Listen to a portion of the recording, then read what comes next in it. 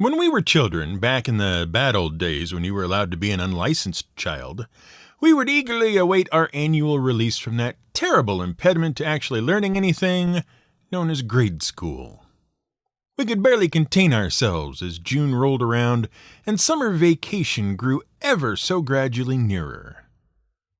For us, summer vacation was a great time to learn brand new things, interesting things, fun things, not that boring stuff they taught you in schools.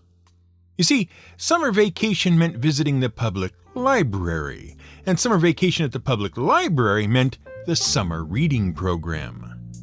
As far as we were concerned, the summer reading program was the greatest thing ever invented anywhere. Get this, in exchange for just reading a book, you could win prizes. So exciting was the prospect that in first grade we read 50 whole books in one summer. And not just any 50 books, 50 books of literary merit. Oh yes. And how do we know they were 50 books of literary merit? Because we got a diploma from librarian Rachel Maxwell for doing it. And it says literary merit right there in bold type and everything. But wait! There's more.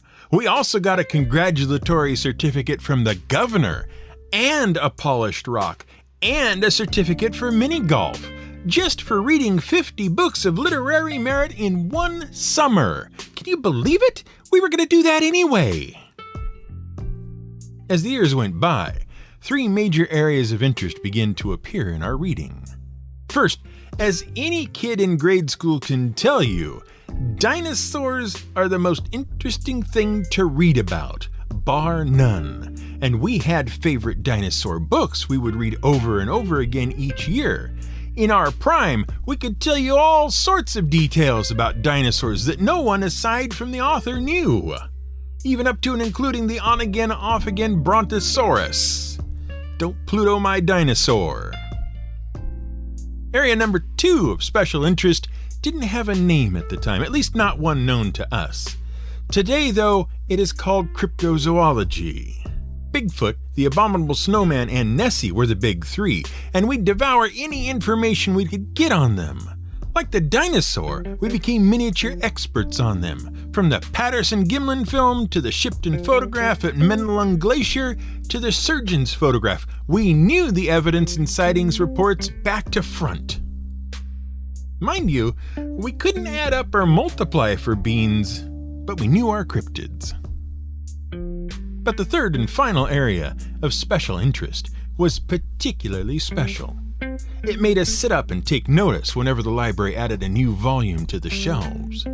They fired the imagination and took us to a fantastic time when the nation was still young and growing, and it fascinated us to think we lived in a place where such things existed.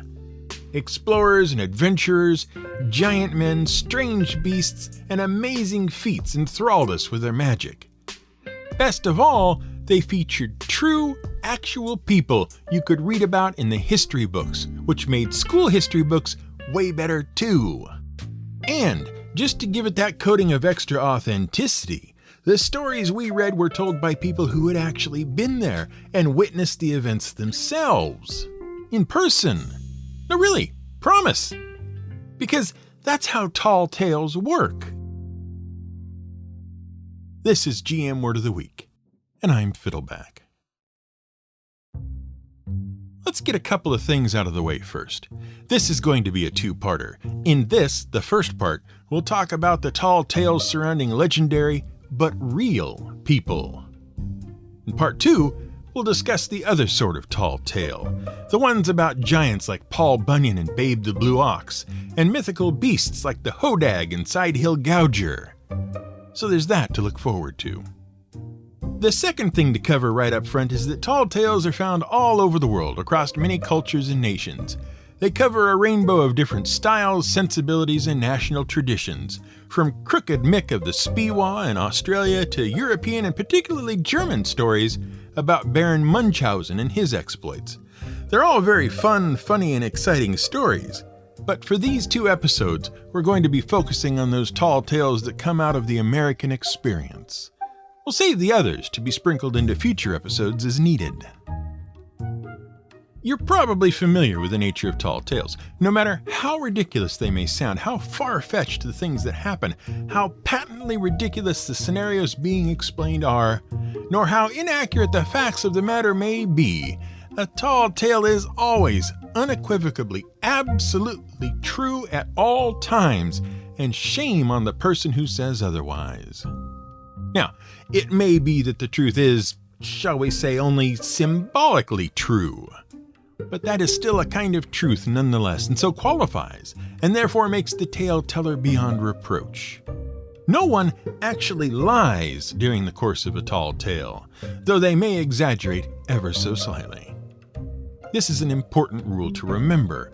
It's all in the name of making the story better for the listener, and that is a generous and kind thing for the storyteller to do. You should be thanking them, not looking for fault. The other important thing to keep in mind is that for the most part, a tall tale is not a legend. Oh no, legends are things that happened to people long ago, dead and gone. And not just like in the last century, dead and gone. We're talking about long, long, long ago. If we tell you about the Trojan horse, that's a legend. No direct chain of oral tradition remains from the original witness of the events to the present day. But with a tall tale, there's a direct line from the tale teller to the origin of the tale.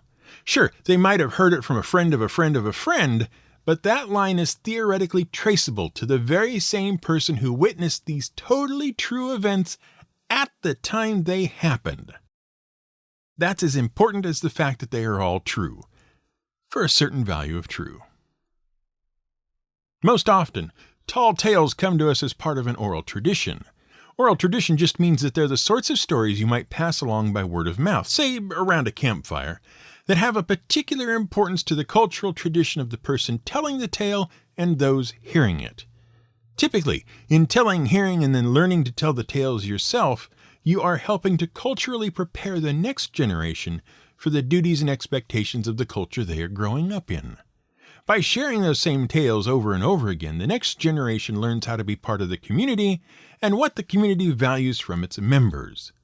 Without the passing along of oral traditions, members of a community can feel isolated and eventually become outsiders to their own culture. Tall tales grow in the telling, though. By their very nature, they encourage a certain amount of one-upsmanship as they are repeated to a group. It's no good following a story about how Mose the Fireboy of New York's Fire Company 49 could lift trolley cars over his head if you then tell a story about how Mose also lifted a trolley car over his head this one other time. It's not being true to the storytelling tradition. Mose better get out there and at least lift 2 trolley cars, one in each hand, and throw them from Brooklyn to the Bronx with his entire fire crew hanging on for dear life just so they could get to the next alarm in time to save the widows and orphans. And wouldn't you know it, it landed right in line with the tracks, too. They just coasted right to the front door and hopped out. Had the fire out in 5 minutes flat. Is it true? Well, it's true enough. Mose existed. He was based on a firefighter in the 1800s named Mose Humphrey, and if he'd been capable of such a feat, he'd certainly have done it. Because that's what firefighters do, you see. They act bravely and heroically even when circumstances are against them, doing whatever it takes to save life and property. That story, importantly, reinforces that idea. And that is certainly something firefighters need to have reinforced. Equally importantly, you fulfilled your end of the bargain, which is that when you hear a story that's been entertaining, you're obliged to return the favor and be at least as entertaining as the original teller. Preferably more so. There are some significant dangers in propagating a tall tale version of a real person, though. By their very nature, tall tales tend to gloss over the actual details of a person's life, both good and bad. Elements which are unpleasant or distasteful to the palate of the current tale teller tend to disappear into the background, if not completely. As each tale is reformed to become more pleasing to the current audience, bits of actual history can become lost in the telling if they aren't deemed important enough to the story at hand. Or worse, they're changed wholesale in the name of a better story. Folklore would have you believe that Danial Boone was a trailblazer of westward expansion which led to the settlement of Kentucky. Always an outsider, uncomfortable with the progress of civilization, he'd often pull up stakes with his family and move further and further into the unexplored wilderness until he felt comfortably far enough away, at least until civilization caught up again.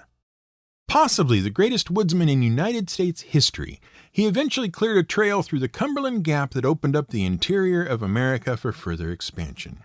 And to a certain extent, that is true, and it is definitely a version of the events that actually happened. But it does ignore a significant portion of the things that befell Boone and that he did to himself. For instance, throughout most of the years from 1755 to 1786, Daniel Boone was in almost constant conflict with one group of Native Americans or the other. In 1755, during the French and Indian War, Boone and the unit he was assigned to were attacked and nearly killed by Native American troops. In 1758, Boone and family leave North Carolina for Virginia ahead of a Cherokee uprising. In 1769, he and a friend are on a long hunt in Kentucky when they are captured by a group of Shawnee, stripped of all the skins they had taken and told never to come back.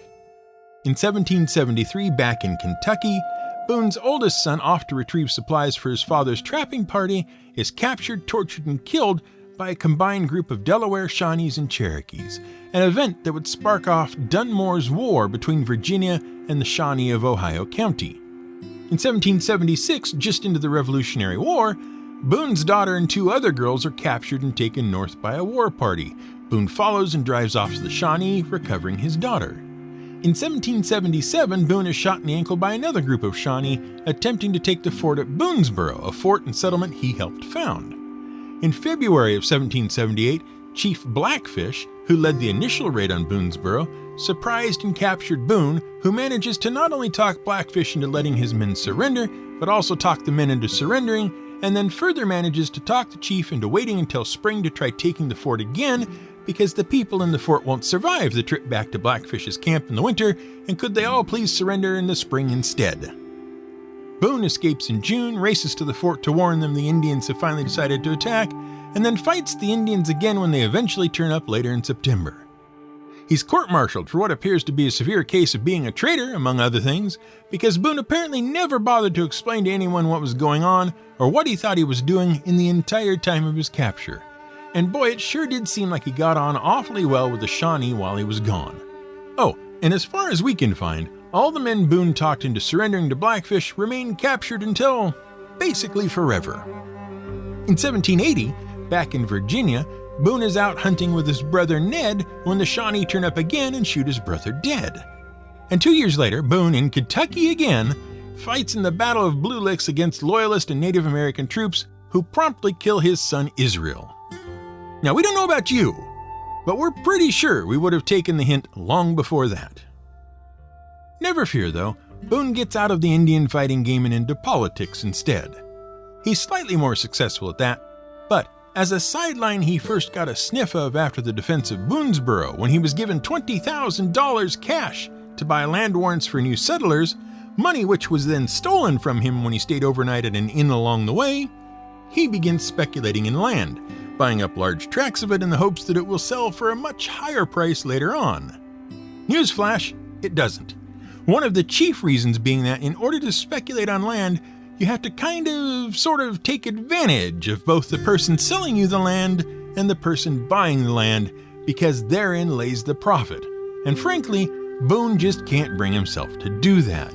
But he keeps buying up tens of thousands of acres of land at a time anyway, and then losing it all. In fact, the real reason Daniel Boone kept moving away from civilization and into the frontier appears to be because he just wanted to own some land that people wouldn't take away from him to pay off his debts. Almost every move made in his later life was to get away from debts it would then take him years to pay off.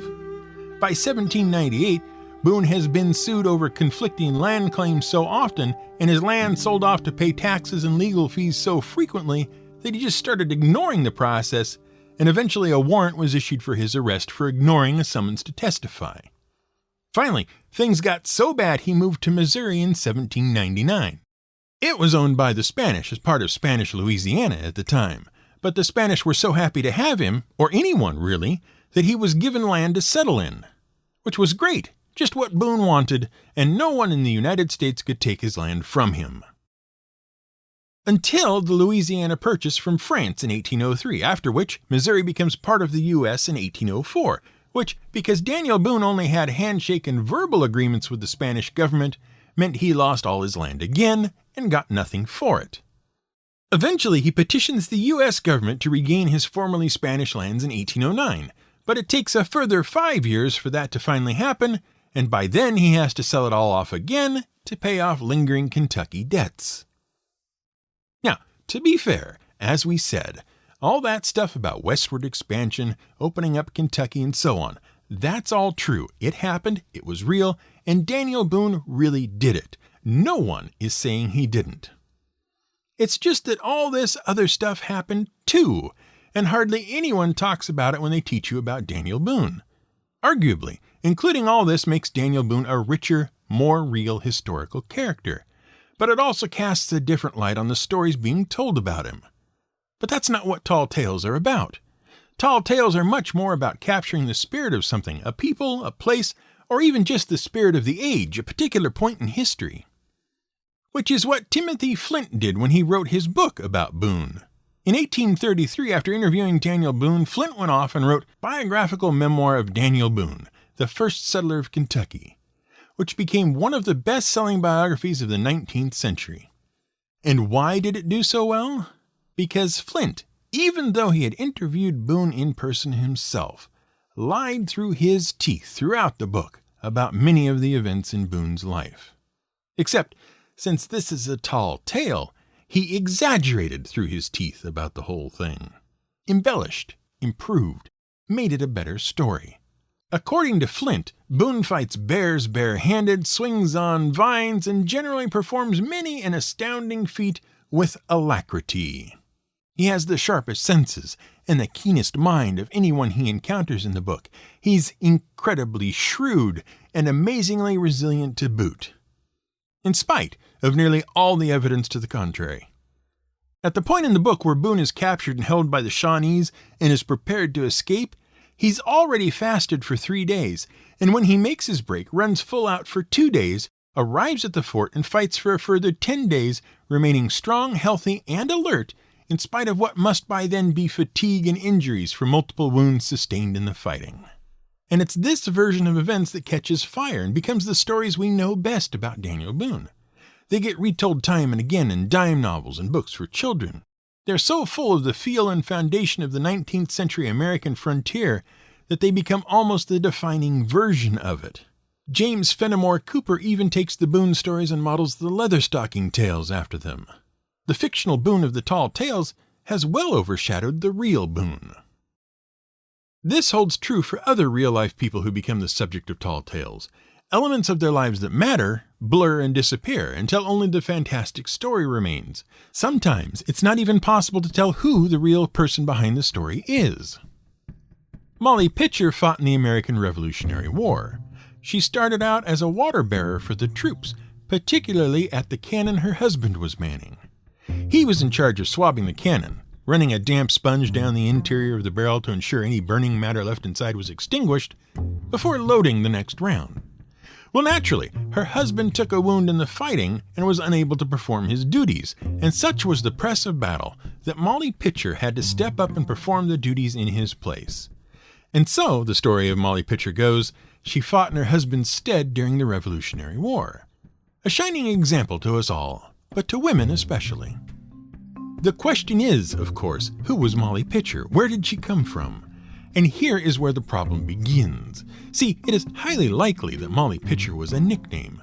Since her duties were to ensure water was available to the troops, it's thought that she would have got the nickname from the men calling out, "Molly, Pitcher!"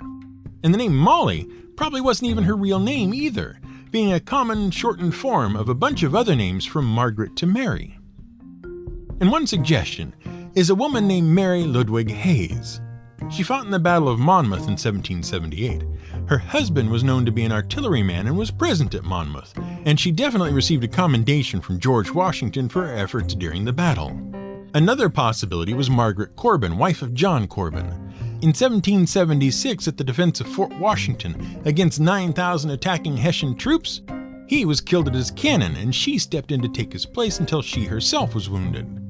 The state of Pennsylvania awarded her a $50 annual pension in 1779 for her heroism. So one answer might be that the real Molly Pitcher was either of these two women. But it might also be that Molly Pitcher didn't even exist as such, being instead a sort of collective stand-in for any number of women who took up various arms by various means during the American Revolution. However, it also glosses over the very real contribution made by these people. The symbology is important. The message that everyone has a part to play in the winning of a nation, even an unexpected one, matters. But by the same token, the story of Molly Pitcher gives us an excuse to stop acknowledging the contributions made by all the others. They all became Molly, and we've already heaped our praises on her. But these stories of tall tales were about real people, real men and women doing the hard work of keeping a brand new nation alive and growing. They were held up as examples of what the people of that nation should strive to be and the things they should value.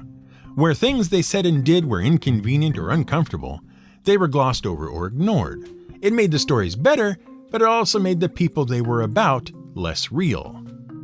Danial Boone speculated on land and lost a fortune over and over. He frequently stumbled into misfortune with Native American tribes that ended up costing him sons and brothers and friends. He owed a lot of money to a lot of people and was often only one step ahead of his creditors as he constantly moved further and further afield to avoid them. He was known to keep slaves, and when life in the United States got too hot for him, he left the United States, moved to the Spanish territory, and eventually died there. And sure, it isn't exactly fair to judge Boone through the lens of the modern day. But these aren't the things most people are told about Boone when they learn about him. He still did all the things we were told. He opened the Cumberland Gap and the way into Kentucky, protected and provided for early Western settlers, fought in the American Revolution, entered the government of Virginia, and did sterling service there as much as he could. We're not picking on Boone. It's just that the real picture of Boone is far, far more interesting. And the caricature effect of these tall tales isn't just limited to Boone and Molly Pitcher. Davy Crockett is more famous for being the focus of a Disney TV series in the 50s than he is for the things he actually did while alive, which, on the face of it, seems strangely at odds with the version of Crockett Disney came up with. Mike Fink, king of the keelboaters on the Ohio and Mississippi rivers and occasional guest on the aforementioned Disney show, has received a similar glossing over and sprucing up. Fink was a drunken lout and bully by most contemporary accounts, but modern retellings paint him as a good-natured, jolly folk hero. And John Henry, the steel-driving man, suffers under the same sort of confusion as Molly Pitcher. Exactly who he was is unclear, and where he performed his amazing battle against the steam drill is heavily debated, with at least 3 separate locations claiming to be the tunnels dug by the man who may have been either a slave, a prisoner, both, or neither. It's the nature of a tall tale about a real historical person to blur the details of who they are and gloss over the less acceptable parts of their nature and history. As a culture, we expect that of a really good tall tale, because the point of one isn't to present a wholly factual account.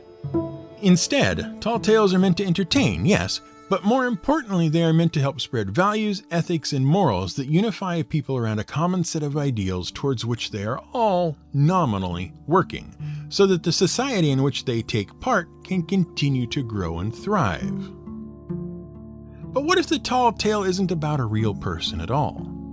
What if they're about someone you've just totally made up? That's what we'll look at next week.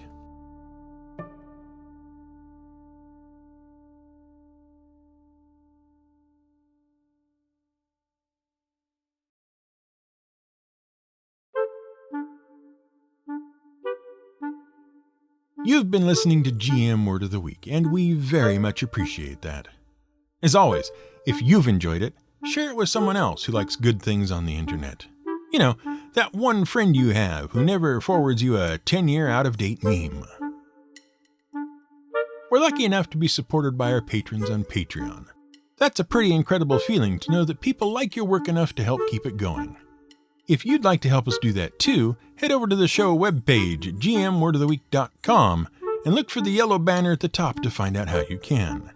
Every dollar helps, and you'll get some neat perks in return. International patrons are supported as well. Hello, Scandinavia. This episode was written, researched, and produced by me, Brian Casey. Today's music was provided by Blue Dot Sessions.